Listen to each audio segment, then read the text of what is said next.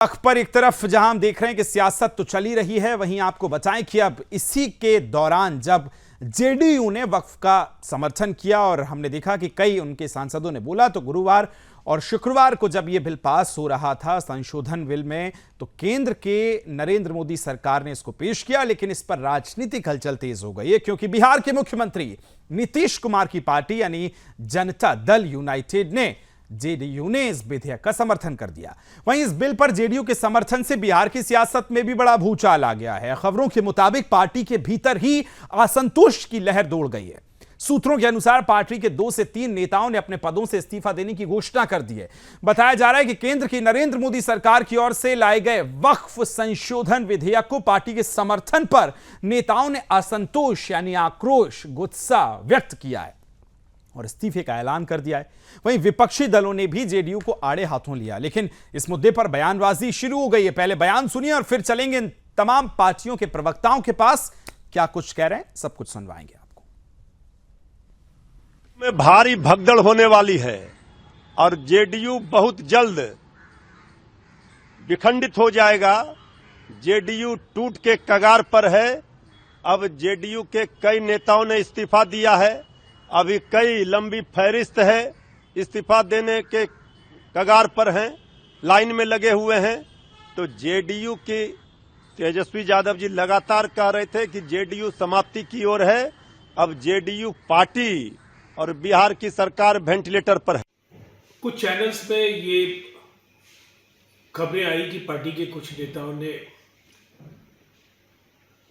वक्फ bill के सवाल पर पार्टी छोड़ दी है। देखिए, ये जो भी नाम सुर्खियों में है, ये पार्टी के किसी भी सांगठनिक पद पर नहीं है। इन लोगों को पार्टी के संगठन में कोई जानता भी नहीं है। हैरानी है, पार्टी पूरी मजबूती के साथ, चाहे वो पार्टी के आम कार्यकर्ता हो, पार्टी के नेता हो, पार्टी के माननीय सांसद हो, नीतीश कुमार जी की अगुवाई में, बिहार के करिश्माई मुख्यमंत्री नीतीश कुमार जी की अगुवाई में चट्टानी एकता के साथ एनडीए के इस फैसले के साथ खड़े हैं। आपने प्रतिक्रियाएं सुनिए, चलिए इसी पर करेंगे चर्चा। हमारे साथ मृत्युंजय तिवारी साहब जुड़ गए, आरजेडी से नेता हैं, वो उनसे भी बातचीत करेंगे, उनके बयान भी सुनवाएंगे। इस दौरान हेमराज राम प्रवक्ता जेडीयू से जुड़ गए, सैफ अली नेता आरजेडी से जुड़ गए, अंजनी पांडे हमारे साथ, हमारे ब्यूरो चीफ बिहार से जुड़ गए। सबसे पहले चर्चा की शुरुआत अंजनी अगर जुड़ गए तो अंजनी को भी स्क्रीन पर ले आइए, उन्हीं से जानेंगे किस तरह से बिहार में सियासत तेज है और जिन नेताओं के इस्तीफे की बात हो रही है वो भी समझेंगे। लेकिन सबसे पहले हेमराज जी आपके पास आ रहा हूं। आपकी पार्टी के 3 से 4 नेताओं के इस्तीफे की बात सामने आ रही है। अब विपक्ष आप पर कई तरह के आरोप लगा रहा है, इन आरोपों को किस तरह से देखते हैं? पहली प्रतिक्रिया आपकी। देखिए, अभी जो चल रहा है प्रचार, बड़े जोर से इस अफवाह को फैलाया जा रहा है कि अमुक अमुक लोगों ने पार्टी छोड़ दी, जदयू की सदस्यता से त्याग पत्र दे दिया। लेकिन ये हमें लगता है कि ये मजाक बात है, हंसी का पात्र है, क्योंकि जिन लोगों को भारी भरकम बनाकर पेश किया गया। अब एक उदाहरण हम देते हैं मोहम्मद कासिम की, जो कासिम के बारे में प्रचार हो रहा है कि एक बड़ा लीडर, जदयू छोड़ दिया। अरे मैं साफ तौर पर जानता हूं कि वह आदमी जदयू का सदस्य तक भी नहीं है और न कभी जदयू में किसी पद पे रहा। वो तो कभी कांग्रेस में, कभी एआईएम में, तो कभी किसी पार्टी में, तो कभी किसी पार्टी में, तो कभी जाप में, तो कभी आप में। इस तरह से वो अपना घूमते रहते हैं, लेकिन जदयू की सदस्यता उनके पास नहीं और किसी पद पर रहने की बात तो खैर बहुत दूर की बात। और जो ये प्रचार किया गया, चलिए ये तो कुछ लोगों का नैरेटिव सेट करना था, सेट कर रहे हैं, लेकिन सच्चाई बात यह है कि नीतीश कुमार जी ने जो काम किया है, जो करके दिखा दिया है, वो पूरे देश के सामने आईना है। हम कहते हैं कि मंदिर हो या वक्त, दुरुपयोग से इनकार नहीं किया जा सकता। अरे पहले आय व्यय का ब्यौरा भी नहीं हो पाता था ठीक ढंग से, परेशानी क्यों भाई? मंदिर का भी पोर्टल बनाया गया, बिहार राज्य धार्मिक न्यास बोर्ड अधिनियम 1950 भी बनाया गया, जिसमें 2007 में हिंदू अधिनियम में संशोधन करके अनुसूचित जाति को भी धार्मिक न्यास। तो आप ये कह रहे हैं कि वक्फ पर जो जेडीयू का स्टैंड है उससे विपक्षी पार्टियों को दिक्कत है और लिहाजा इस तरह की बयानबाजी हो रही है। सैफ अली साहब हमारे साथ जुड़े हैं, उनसे सर पहली प्रतिक्रिया ले लूं, फिर आपके पास आ रहा हूं। सैफ अली खान साहब, किस तरह से देख रहे हैं जेडीयू के स्टैंड को? उन्होंने जो सदन में उनके सांसदों ने आवाज रखी और उसके बाद अब ये जो आप आरोप लगा रहे हैं कि इनके नेता पार्टी छोड़ रहे हैं। जिस कासिम अंसारी के बारे में भाई साहब कह रहे थे, कभी आप कभी हेड में लिखा है, वो चिकित्सा प्रकोष्ठ के कोई बड़े पदाधिकारी हैं और एक बार वो विधानसभा का उन्होंने चुनाव भी लड़ा है।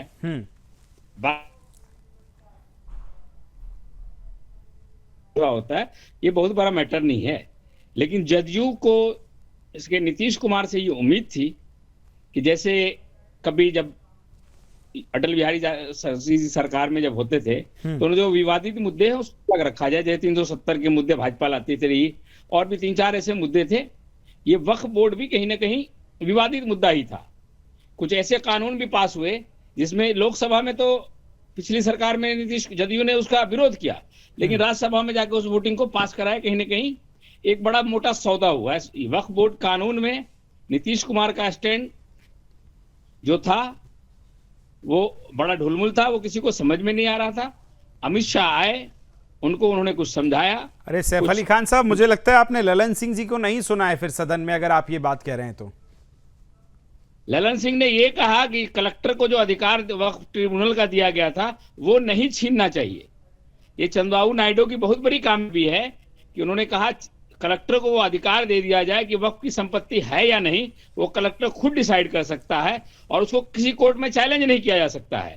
तो ललन सिंह ने ये कहा कि उस कलेक्टर ही जमीन का मालिक होता है। मैंने सुना है, पूरी गहराई से सुना है, उसके खिलाफ अपील में जाने का अधिकार नहीं देना चाहिए। नहीं, आप जिस स्टैंड की बात कर रहे हैं उस पे ललन सिंह ने खुलकर कहा कि किसी को कोई भ्रम नहीं पालना चाहिए। नरेंद्र मोदी प्रधानमंत्री के नेतृत्व में ये जो बिल लाया जा रहा है उसका हम पूर्णतः समर्थन करते हैं। ये बात कोट की है उन्होंने। इमराज साहब, अभी भी क्लियर स्टैंड है कि नहीं है? ये कह रहे हैं कि गोलमोल जवाब दिया गया है सदन में। सबसे पहले ब्रजेश जी, मैं आपको बता दूं भी हो सकता है कि सैफ अली साहब अभी बोल रहे थे कि कासिम ने चुनाव लड़ा। क्या इनको जानकारी है? अधूरी जानकारी हो तो उस बात को नहीं रखनी चाहिए। इनको जानकारी है कि कासिम ने किस पार्टी से चुनाव लड़ा। वो तो निर्दलीय चुनाव लड़ा। 3,21,111 वोट में मात्र 499 वोट मिलते हैं कासिम को ढाका विधानसभा से।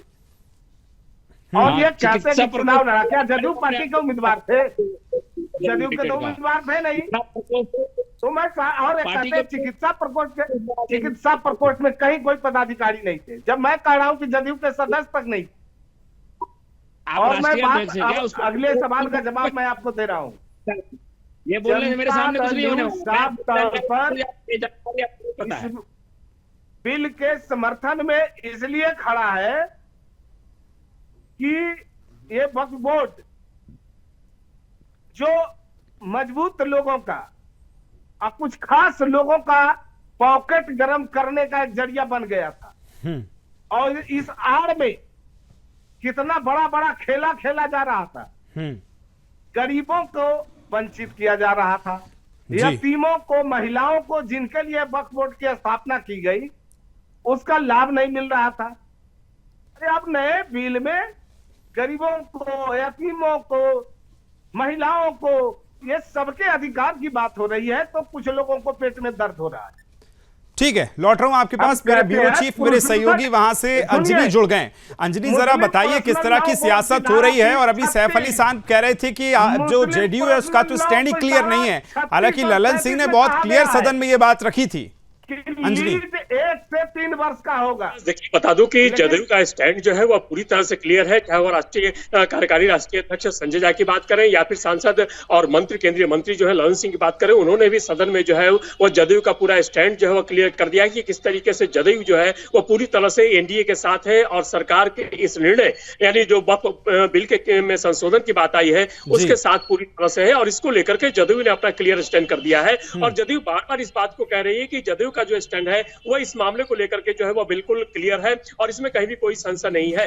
लेकिन जदयू के कुछ नेताओं से हमारी बात हुई है, उन लोगों ने कहा है कि जो छोटे मोटे लीडर है, कोई बड़े लीडर नहीं, चाहे वो इनकी बात करें, गुलाम गौस साहब की बात करें, उन्होंने पिछले दिनों ईद के मौके पर लालू प्रसाद यादव से मुलाकात भी की थी, उन लोगों ने अपनी पार्टी से सदस्यता से जो है वह इस्तीफा नहीं दिया है या कोई बड़े नेता जो है वह इस्तीफा नहीं दिए हैं। और जदयू साफ स्पष्ट कर रही है कि जो भी बात आ रही है वो बात बिल्कुल बेबुनियाद है और कोई भी पार्टी का सदस्य जो है वह चाहे वो मुस्लिम वर्ग का हो, किसी भी प्रकोष्ठ का हो, किसी ने भी त्याग पत्र नहीं दिया है और यदि यह बात फैलाई जा रही है तो वह बात जो है वह गलत है। जदयू ने इस बात को भी जो है वह पूरी तरह से साफ कर दिया है। लेकिन अब इस बात को लेकर प्रदेश की राजनीति देखें तो वह गर्म है और इसको लेकर के राजद जो है वह जदयू यानी नीतीश कुमार को जो है वो घेरने की कोशिश कर रही है और साथ ही साथ बीजेपी को भी जो है वह इसके साथ जो है वह साधने की कोशिश कर रही है। और जदयू आरजेडी का साफ कहना है कि जदयू जो है वह अब बीजेपी के साथ हो गई है, यानी जदयू जो है वह बीजेपी बन गई है इस मुद्दे को लेकर के।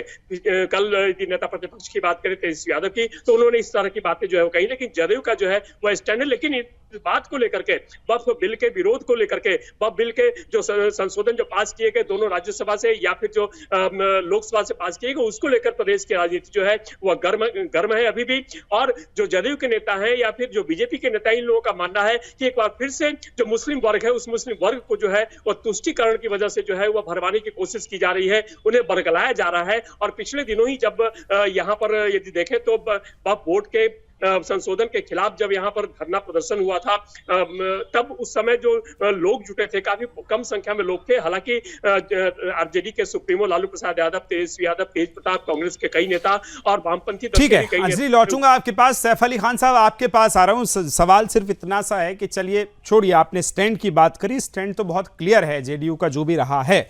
अब मैं आपसे सवाल ये पूछना चाहता हूं कि आपत्ति स्टैंड पर है कि स्टैंड क्यों लिया गया, या आपत्ति इस बात पर है कि जो स्टैंड लिया गया है वक्फ के पक्ष में उससे दिक्कत है?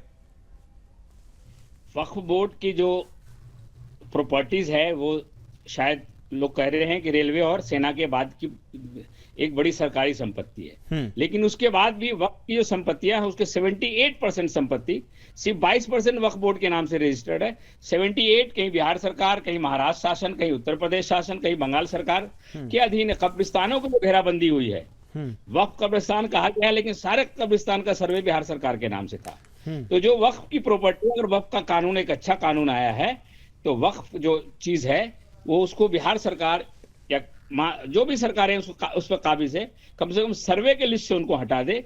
और जिन नहीं तो अच्छा कानून आप जैसे बता रहे हैं कि अच्छा कानून आया है तो उससे सहमत है कि असहमत है?